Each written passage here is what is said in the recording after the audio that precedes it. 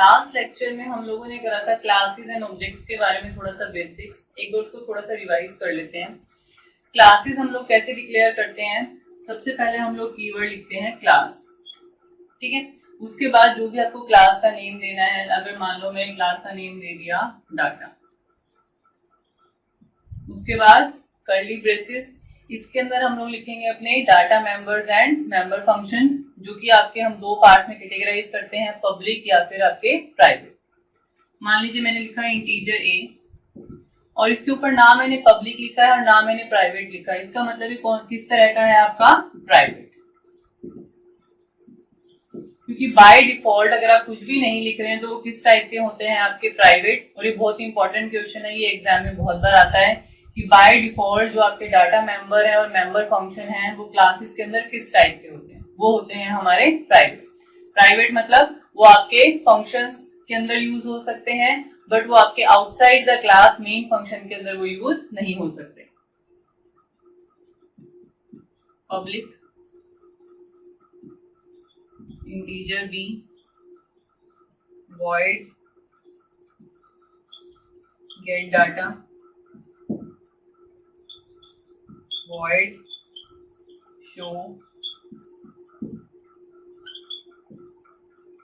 Public के अंदर हमने लिखा है इंटीजर बी, तो जो ये बी है ये किस टाइप का हो गया आपका, पब्लिक हो गया, तो मतलब ये आपका मेन फंक्शन के अंदर भी यूज हो सकता है। दो हमने इसके मेंबर फंक्शन लिए हैं, गेट डाटा एंड शो, ये दोनों भी हमारे कैसे हैं, पब्लिक हैं। और मैंने आपको लास्ट वीडियो में बताया भी था कि हम लोग यही कोशिश करते हैं कि जो हमारे मेंबर फंक्शंस हैं उन्हें क्या बनाया जाए, पब्लिक। क्योंकि अगर हम उन्हें पब्लिक बनाएंगे तभी आप उनको मेन फंक्शन के अंदर कॉल करवा सकते हो, अदरवाइज वो आपके मेन में कॉल नहीं हो पाएंगे। तो इतना हमने क्लास के बारे में पढ़ा था। और एंड में क्या लगाएंगे आप लोग, सेमी कॉलन। और क्लासेस आपकी कहाँ पर डिक्लेयर होती हैं, हेडर फाइल्स के बाद। यहाँ पे हेडर फाइल्स लिखोगे और क्लासेस के बाद आपका आएगा मेन फंक्शन, void main।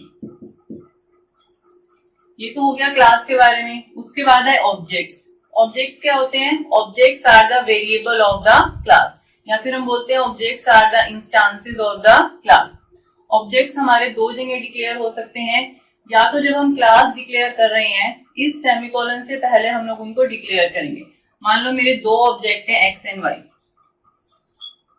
या तो आप इस तरह से करेंगे। अगर आपको यहाँ पर नहीं करने तो यहाँ से हटा देते हैं हम लोग, यहाँ पर हम लोग मेन के अंदर करेंगे। मेन के अंदर कैसे करते हैं, सबसे पहले क्लास का नेम क्या है, क्लास का नेम डाटा, और उसके बाद जो भी आपके ऑब्जेक्ट्स हैं एक्स कोमा वाई। इससे क्या होगा, एक्स और वाई नाम के हमारे दो ऑब्जेक्ट्स बन जाएंगे, जो कि कौन सी क्लास के होंगे, आपके डाटा क्लास के होंगे।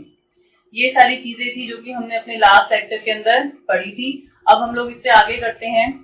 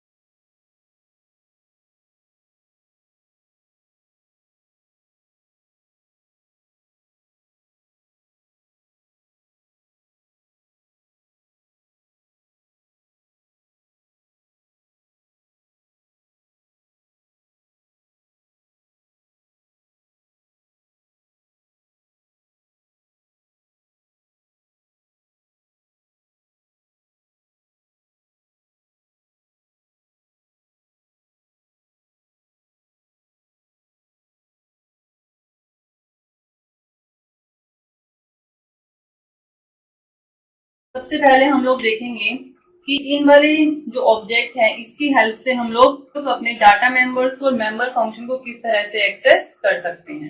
देखो ऑब्जेक्ट्स हम लोग बना चुके हैं, अब इन ऑब्जेक्ट्स के बाद हम लोग इनको एक्सेस करते हैं।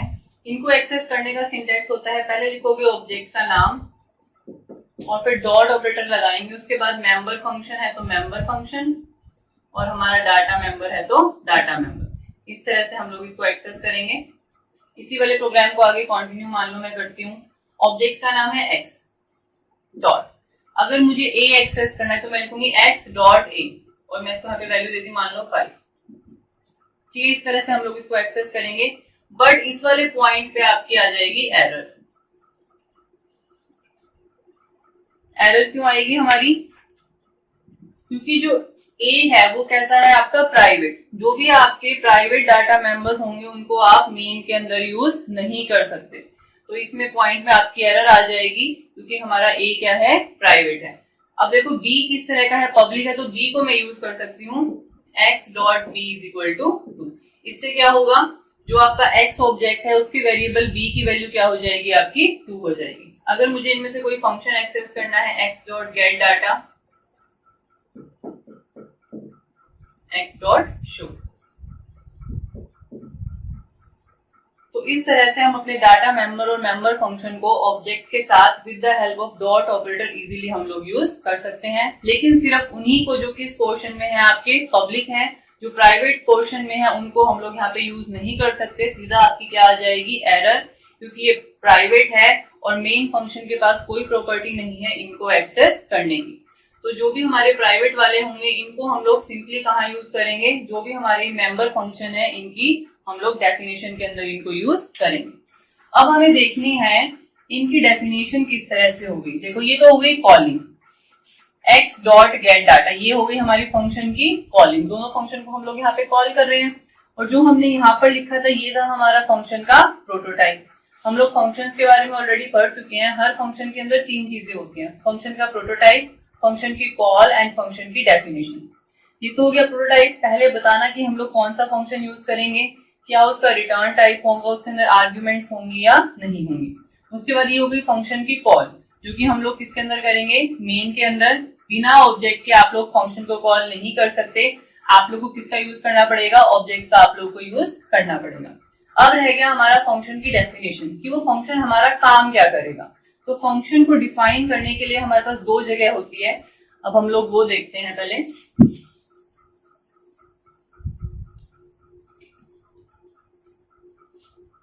डिफाइन फंक्शन, कि हम लोग फंक्शन को कहां कहां पर डिफाइन कर सकते हैं।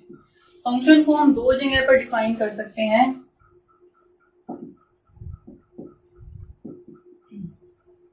एक है इनसाइड द क्लास, मतलब क्लास के ही अंदर, और दूसरा है आपका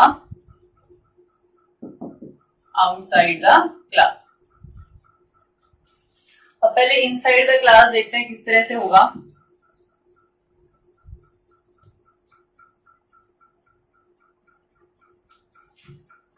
कोई और क्लास ले लेते हैं। मान लो मैंने क्लास ले ली STUD, integer A and B। अभी बताओ integer A and B private है या पब्लिक है?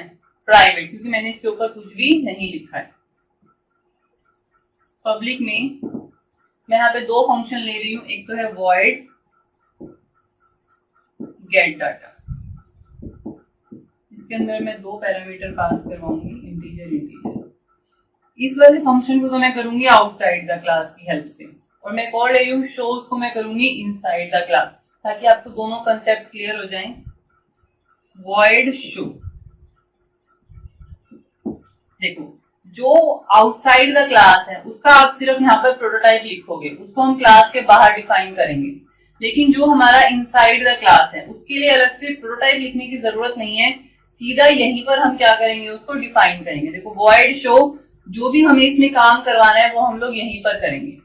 मान लो मुझे वैल्यूज को प्रिंट कराना है इसके अंदर, cout, value of A is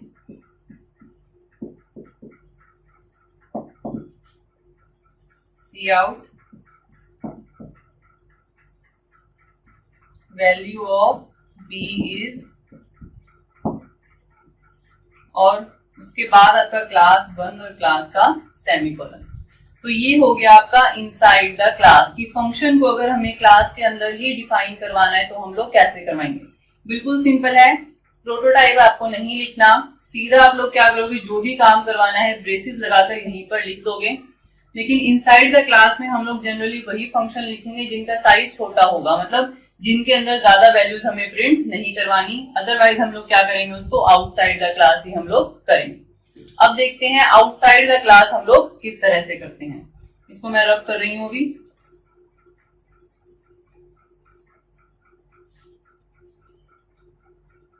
अब मैं आपको गेट डाटा को आउटसाइड द क्लास वाला करके दिखा रही हूं। आउटसाइड द क्लास करने के लिए सबसे पहले सिंटेक्स देख लो। सबसे पहले लिखोगे रिटर्न टाइप,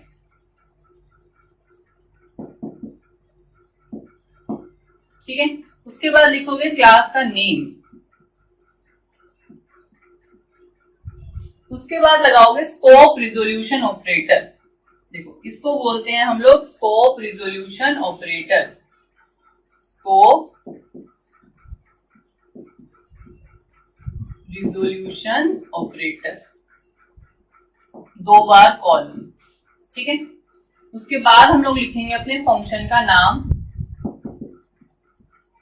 और उसके बाद हम लोग लिखेंगे अपनी आर्ग्यूमेंट्स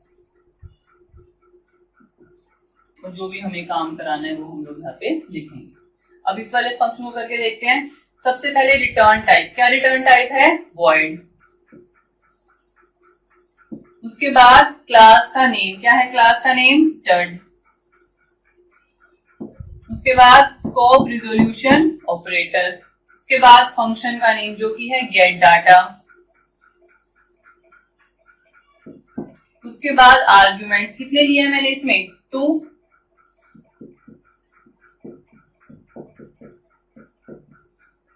ये हमारे एक्चुअल में क्या होते हैं? हमारे एक्चुअल नहीं है, फॉर्मल आर्ग्यूमेंट है, इसलिए यहाँ पे कोई भी मैंने वेरिएबल्स के नेम यहाँ पे दे दिए। उसके बाद जो भी काम करवाना है वो हम लोग यहाँ पे करवा देंगे।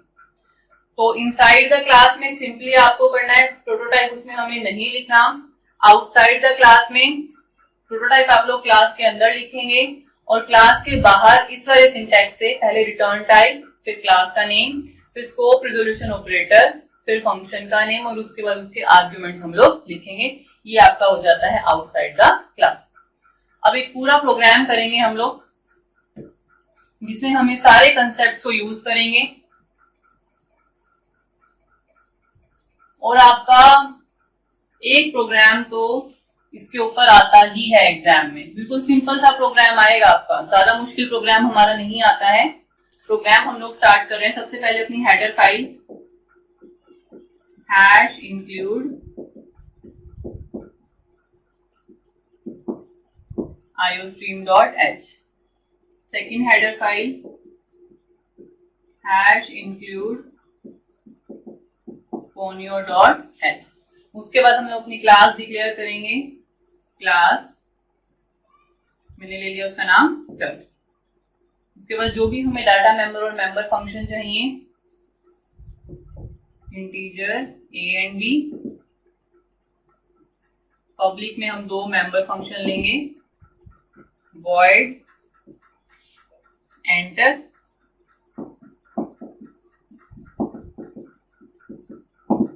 एंटर वाले से हम क्या कराएंगे? इन दोनों की वैल्यू को एंटर करवा लेंगे।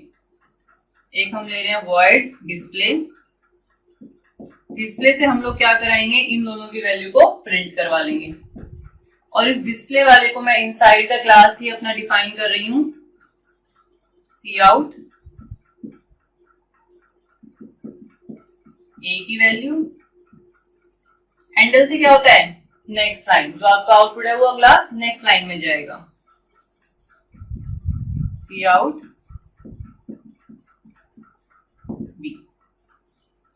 फंक्शन आप कितने भी बना सकते हो, बेशक आप 10 फंक्शन बनाओ, जितनी हमारी रिक्वायरमेंट है। मान लो मुझे इसमें सम भी कैलकुलेट करना होता तो मैं एक और फंक्शन बना सकती हूँ void कैलकुलेट के नाम से या फिर void add के नाम से। ये वाला हो गया।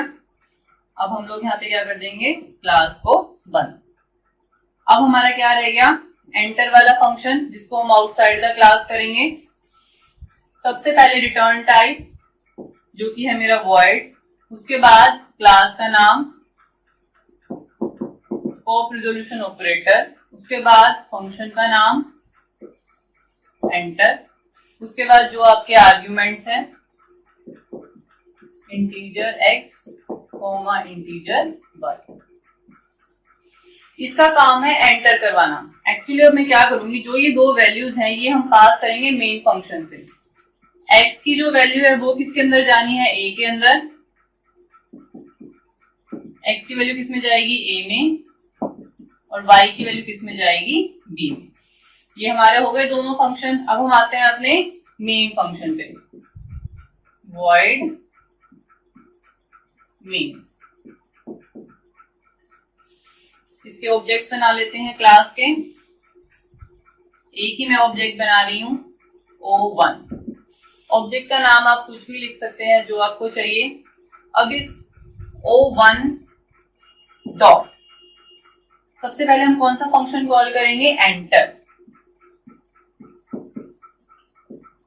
यहाँ पे वैल्यूज पास कर दीजिए, जो भी आपको पास करनी है। मान लो मैंने पास करी 2,3। इससे क्या होगा, देखो जैसे ही O1 डॉट एंटर लिखा हुआ आएगा, ये वाले एंटर से ये वाला फंक्शन आपका कॉल हो जाएगा। जो 2 वैल्यू है वो जाएगी x के पास, और जो 3 वैल्यू है वो जाएगी आपकी y के पास। 2 वैल्यू गई x के पास और 3 वैल्यू गई आपकी y के पास। a की वैल्यू हो गई 2 और b की वैल्यू हो गई आपकी 3। उसके बाद हम सेकंड फंक्शन कॉल करेंगे, O1 डॉट डिस्प्ले। ये O है आपका O1 डॉट डिस्प्ले करते ही ये वाला आपका फंक्शन कॉल हो जाएगा, और स्क्रीन के ऊपर क्या लिखा हुआ आएगा, a is equal to 2, b is equal to 3। तो ये था आपका क्लास के बारे में।